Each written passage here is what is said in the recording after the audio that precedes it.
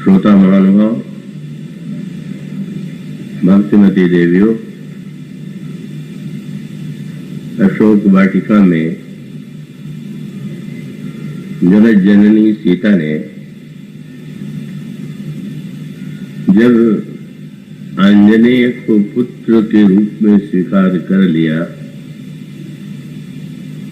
तो उस समय उनका अंतःकरण ऐसा भाव विवल हो रहा था कि वह सोचने लगी कि मैं अपने इस लाडले पुत्र को कौन सी ऐसी वस्तु दूं जिससे इसे प्रसन्नता की अनुभूति हो। उस समय मां ने उन्हें आशीर्वाद देते हुए कहा, पुत्र केवल बल ही नहीं, असीम बल के साथ साथ तुम में शील भी निरंतर विद्यमान रहे और तुम्हें कभी वृद्धावस्था का संकट न झेलना पड़े। तुम वृद्ध न हो, तुम अमर हो जाओ, समस्त गुण तुम में निवास करें। पर इतने पर भी जब मां को ऐसा लगा कि बालक के मुख पर कोई प्रसन्नता का चिन्ह नहीं है, तो उन्होंने वह आशीर्वाद दे दिया जिसे प्राप्त करना बड़े बड़े भक्तों के लिए भी दुर्लभ है। और वह आशीर्वाद था, प्रभु राघवेंद्र तुमसे सदा सदा, तुम पर सदा उनका क्षोभ बना रहे, वो तुमसे स्नेह करें, तुम पर कृपा करें। और यह वाक्य सुनते ही श्री हनुमान जी ऐसा लगा कि जैसे उन्होंने अन्य आशीर्वादों को तो सुना ही न हो, किंतु यह आशीर्वाद मिलते ही वे इतने भाव विभोर हो गए, आनंद मग्न हो गए कि उस समय उनकी स्थिति का वर्णन गोस्वामी जी ने कहा। हनुमान जी उस समय निर्भर प्रेम में निमग्न हो गए।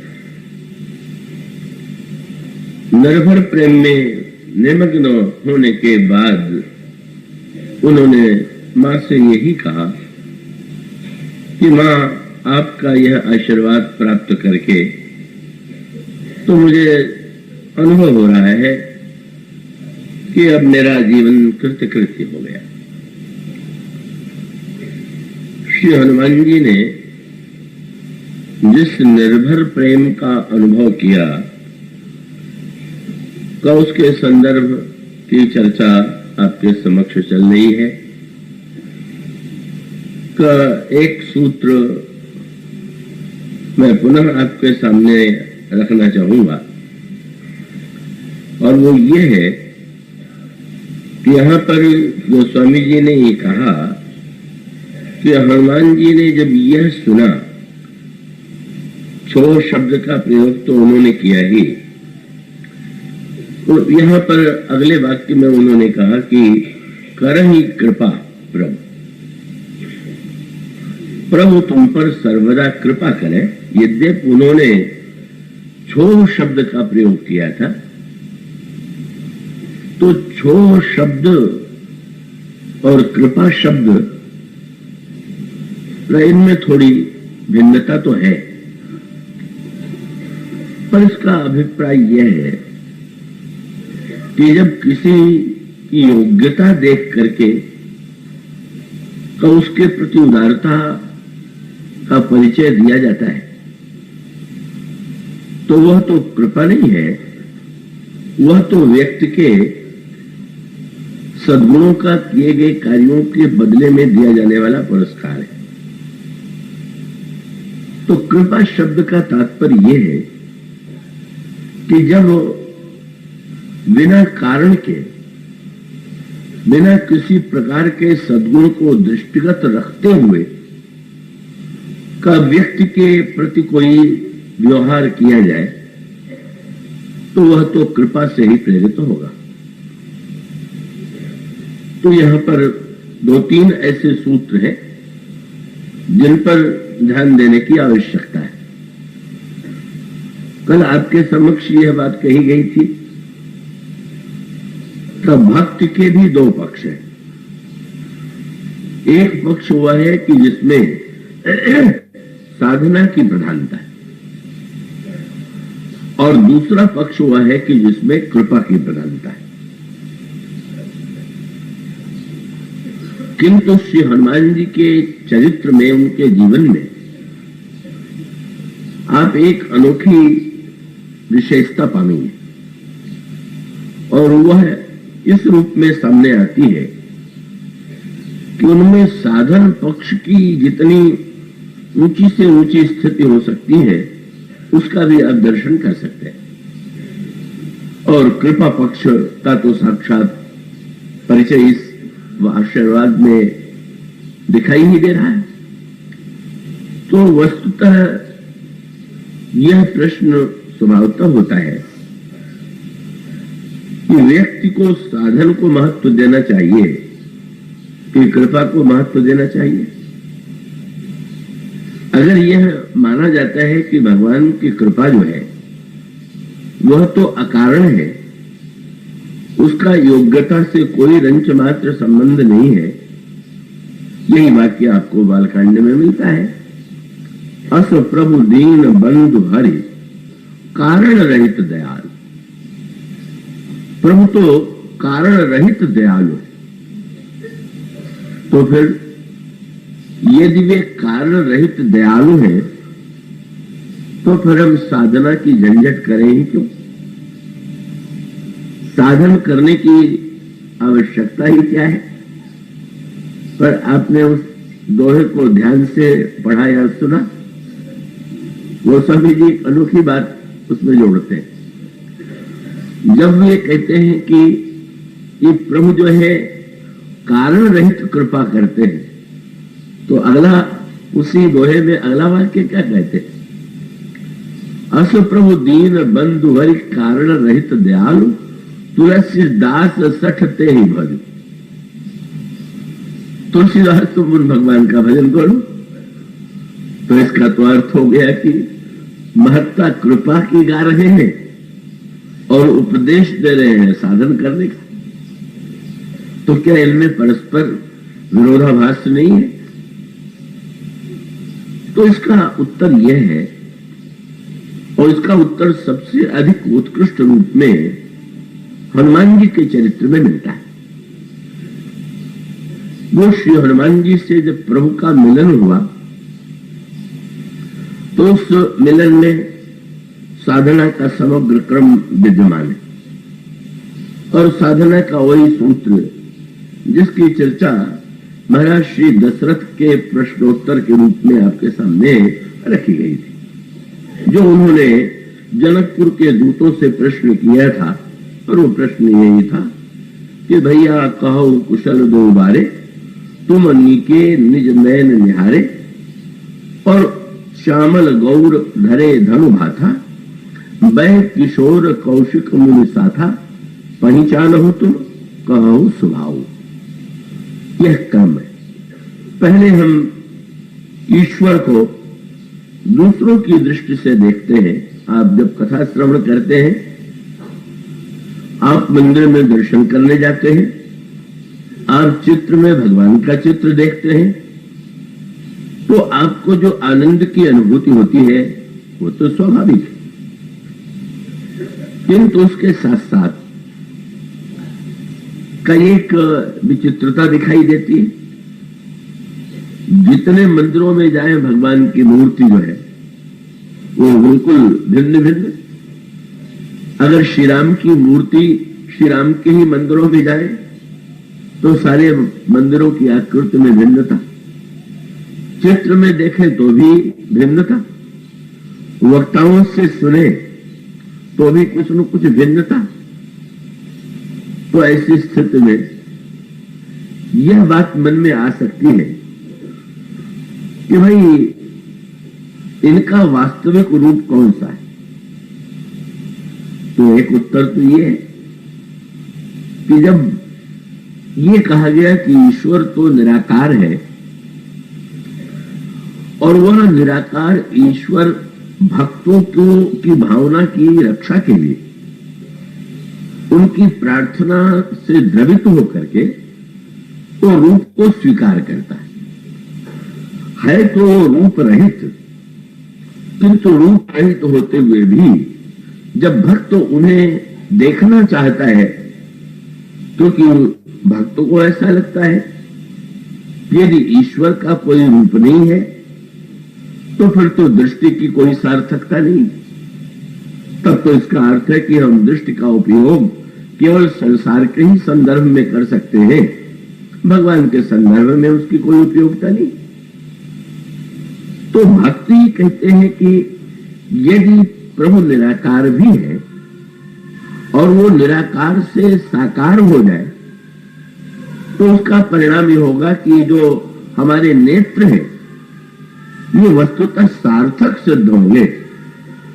कहीं ये लगेगा कि नहीं, इन नेत्रों का उपयोग है ईश्वर के दर्शन में भी किया जा सकता है। इसलिए भक्त कहते हैं कि भले ही आपकी कोई आकृति न हो, किंतु हमारे नेत्रों को धन्य करने के लिए आप रूप स्वीकार कर लीजिए। मनु के प्रसंग में आपको यही साधन क्रम मिलता है। मनु ने जिस समय साधना की, मंत्र जप किया, तो एक ऐसी स्थिति आई कि जब उनके सामने अनेक रूप आते गए। ब्रह्मा भी आ गए, भगवान विष्णु भी आए, भगवान शंकर भी आए, किंतु जब उन्होंने आकर के मनु से ये कहा कि आप वरदान मांगिए, क्या चाहते हैं, तो उन्होंने वरदान नहीं मांगा।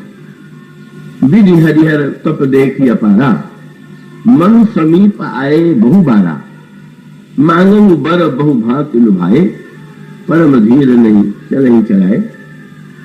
यहां पर कई लोगों को यह भ्रम हो जाता है कि इसका अर्थ ये कुछ सांप्रदायिक थोड़ी सी भिन्नताएं के बाद कुछ प्रश्न सामने आ जाते हैं। अब वो जो वैष्णव परंपरा में जहां पर विष्णु भगवान को ही सर्वश्रेष्ठ स्वीकार किया जाता है, तो उनको ये पंक्ति थोड़ी अप्रिय सी लगती है कि विष्णु भगवान आए और उन्होंने उनसे वरदान नहीं मांगा, तो क्या तुलसीदास जी ये सिद्ध करने की चेष्टा करते हैं कि विष्णु अल्प है या उनमें उतनी महिमा नहीं? तो उसका उत्तर ये है कि वस्तुतः यहां पर प्रश्न जो है श्रेष्ठता और कनिष्ठता का नहीं।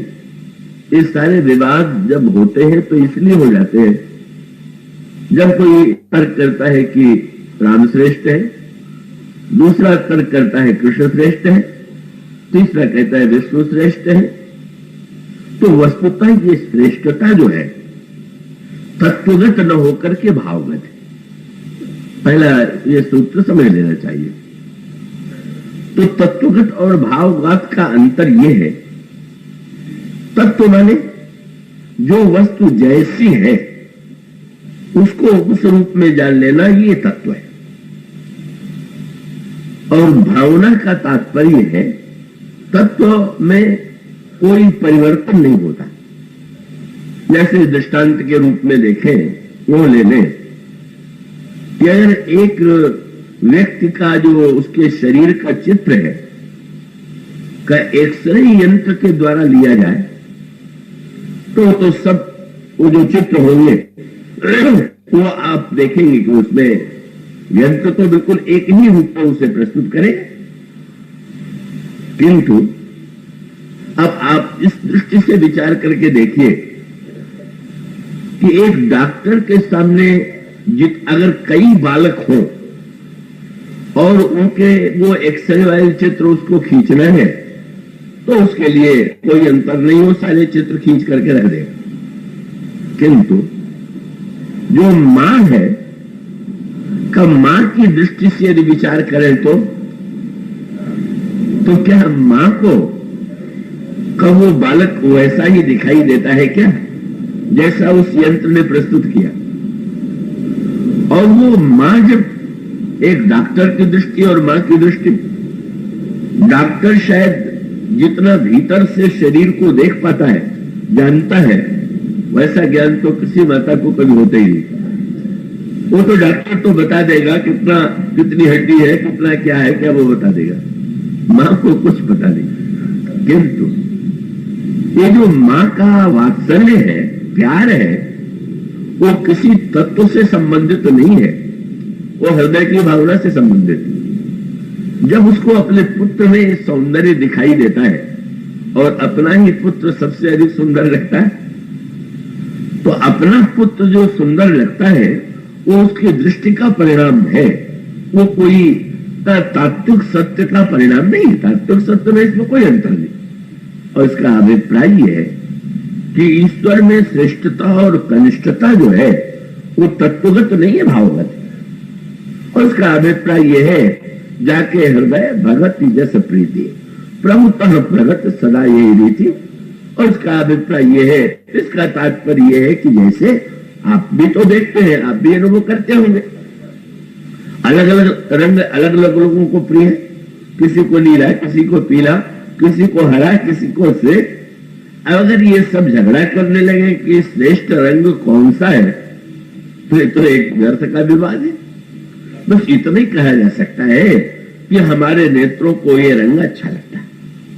तो इसलिए श्रेष्ठता और कनिष्ठता जो है वो भावगत होने के नाते जिस व्यक्ति को जैसी भावना है उस भावना के अनुकूल ही वह जिसे इष्ट देव मानता है वो उसे सर्वश्रेष्ठ बताया करता है।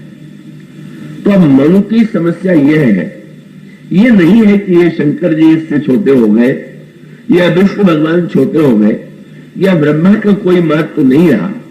इसका तात्पर्य है कि मनु के सामने जो आकार आया, जो रूप आया, वो उन्हें आकृष्ट नहीं कर सका। उसके प्रति उनके मन में श्रद्धा का उदय नहीं हो पाया, प्रीति का उदय नहीं हो पाया, और उन्होंने लौटा दिया और सब लौट गए। और उसके बाद फिर अगला संकेत आता है, जब भगवान श्री राम ने दर्शन दिया तो ऐसा नहीं हुआ कि श्री राम मनु के सामने आकर के प्रकट हो गए हो और उनसे उन्होंने कहा हो कि जो मांगना हो मांग लीजिए। उन्होंने ये कहा, वो प्रभु आए नहीं, बल्कि लिखा हुआ है जब मनु की साधना चरम पराकाष्ठा में पहुंच गई तो मांग मांग बर भय नभ बाणी। आकाशवाणी हुई। आकाशवाणी की क्या आवश्यकता है? जो मांगू मांगू शब्द कह रहे हैं वो आकर के सामने जैसे कहा था उनसे कह देते मांगू मांगू। पर मानो स्वर में व्यंग ये था कि इतने रूप वाले आए, तुमने लौटा दिया। मैं भी आऊं और तुम कह दो कि नहीं, मुझे आपसे नहीं मांगना है। तो पहले तुम ये बताओ, यदि तुम रूप के रूप में देखना चाहते हो तो ये निर्णय तुम्हें करना है कि तुम उस न्यायकार को किस रूप में देखना चाहते हो। ये तुम्हारी मेरा कोई अपना रूप नहीं बना बनाया है कि जिसके लिए मैं तुम्हारे सामने आ जाऊं। और भगवान तब उनके सामने प्रकट हुए जब उन्होंने भगवान को बता दिया, इस रूप में देखना चाहता हूं जो स्वरूप बस शिव मन माही, जिन कारण मुनि जतन कराही, जो भुसुंड मन मानस हंसा, सगुण अगुण जिहि निगम प्रशंसा, देखई हम स्वरूप भर लोचन, कृपा करो प्रणतारति मोचन। बोले दंपति वचन परम प्रिय लागे, मृदुल विनीत प्रेम रस पागे, भगत वचल प्रभु कृपा निधान। किसी ने पूछा किस लोक से आए, वैकुंठ से कि साकेत से? उन्होंने कहा नहीं भाई, न वैकुंठ से न तो साकेत से। कहो तो निराकार और सर्वव्यापी है, तो उस समय भी वही थे, लेकिन विश्ववास प्रगटे भगवान अभी तक अव्यक्त थे और अव्यक्त होने के पश्चात वो भक्त के भावना के वशीभूत होकर के कब उसके सामने दृष्टिगोचर होने लगे और वो जैसी भक्त की भावना है, जैसी आकांक्षा है, उस रूप में ईश्वर सामने आता है और वो सामने आकर के भक्त की भावना को पूर्ण करता है। भक्त को उसमें बड़े आनंद की अनुभूति होती है। उसको अपने ही प्रभु में के वो जो रूप उसका प्रिय है, उसको यही लगता है कि यही सर्वश्रेष्ठ है। और अगर वो दूसरों की अपेक्षा अपने प्रभु को सुंदर कहता है तो कोई ऐसा अर्थ नहीं है, वो तो एक स्वाभाविक भाव की ही प्रवृत्ति है। तो इस दृष्टि से विचार करके यदि देखें तो ये जो मन के जीवन में साधना का क्रम है, तो साधना के क्रम का ये मन का जीवन माने वहां पर क्रमिक साधना का पक्ष है। और वो साधना का पक्ष यही है कि जिसको गोस्वामी जी कहते हैं वृद्ध हो गए, हृदय में व्याकुलता हुई ईश्वर की प्राप्ति के लिए, ईश्वर के दर्शन के लिए, और वो राज्य देकर के पत्नी सहित वन में चले गए। तो गोमती में स्नान किया, मुनियों का सत्संग किया, मंत्र का जप किया और अंत में निराकार ईश्वर साकार बन करके उनके समक्ष आ गए। और उसके बाद वो तो सब कुछ भावना का ही खेल है, और भावना का खेल इसी रूप में है कि इसके बाद भी तो मन संतुष्ट नहीं है। मन से भगवान पूछते हैं कि अब दर्शन तो हो गया है, अब भी कुछ मांगना है, तो कहते हैं चाहो तुम्हें समान सुख, मैं आपके समान पुत्र चाहता हूं। और भगवान ने वो अभी स्वीकार कर लिया, पुत्र के रूप में भी वे अवतरित हुए। अब ये जो सारा क्रम है इसमें तो साधना के पक्ष का ही परिचय मिलता है। मन के जीवन में क्रमिक साधना है और साधना की चरम परिणति में ईश्वर की प्राप्ति। तो साधन का जो वास्तविक उद्देश्य है वहां पर भी वही सूत्र है, और वो सूत्र यही है कि अंततोगत्वा अगर व्यक्ति यह मान ले और प्रारंभ में ही ये मान ले कि कृपा ही सब कुछ है, साधन का कोई महत्व है ही नहीं, तो उस व्यक्ति के जीवन में फिर तो एक ही स्थिति रह जाएगी, वो तमोगुण की स्थिति, भोग की स्थिति का उसके अंत जीवन में ऐसा लगेगा कि अब तो जो कुछ होना है वो तो भगवान अपनी कृपा से ही करेंगे, हम तो जीवन में जितने भोग हैं उनको भोगे, हमें कुछ नहीं करना है। तो कृपा सिद्धांत अगर व्यक्ति के मन में साधन के प्रति का ये भावना उत्पन्न कर दे कि साधन की अपेक्षा नहीं है, तो ये उसको तमोगुण की दिशा में प्रेरित करने वाला वो एक बड़ा विलक्षण सूत्र आया है कि विद्या और अविद्या वो एक गंभीर प्रसंग है, पर उसमें ये वाक्य कहा गया कि जो लोग अविद्या की उपासना करते हैं वो अंधतम में प्रवेश करते हैं, पर जो केवल विद्या की उपासना करते हैं वो घोर अंधतम में। तो बड़ा उपनिषद का मंत्र बड़ा ही विवादास्पद है कि इसका अर्थ क्या हुआ। तो इसका अभिप्राय यह हुआ, अविद्या से प्रेरित होकर के ही व्यक्ति कर्म कर रहा है और भावना का जो राज्य है वो विद्या से जुड़ा हुआ है। किंतु इसका अभिप्राय यह है कि कहीं ऐसा न हो कि हम भाव राज्य को ही इतना महत्व दे बैठे कि हम वस्तुतः जीवन में सक्रियता से दूर चले जाएं। और अगर हम भाव राज्य में हमारा भाव जो है वो हमें निष्क्रिय बना करके तमोगुण की दिशा में ले जाए। मैंने सोने की महिमा का वर्णन किया, व्यास भरोसे कुंवरी के सोत पाए पसार। व्यासदास जी कहते हैं काहू के बल भजन को काहू तप आधार, व्यास भरोसे कुंवरी के सोत पाए पसार। वो स्वामी जी की वह कविता भी आपने सुनी होगी, जहां वे वृंदावन में नाभादास जी से मिलने के लिए गए और वो थके थे, सोने लगे, तब तक नाभादास जी आ गए। नाभादास जी ने पूछा कौन? महाराज तुलसीदास जी आए हुए। बड़े प्रसन्न हुए, पर मुस्कुरा करके मीठी चुटकी लिया, अरे उठिए उठिए, बैठ गए। और गोस्वामी जी ने भी उसी तरह से व्यंग करते हुए कहा कि क्या मीठी नींद आ रही थी, आपने जगा दिया। तो संतों में विरोध हुआ।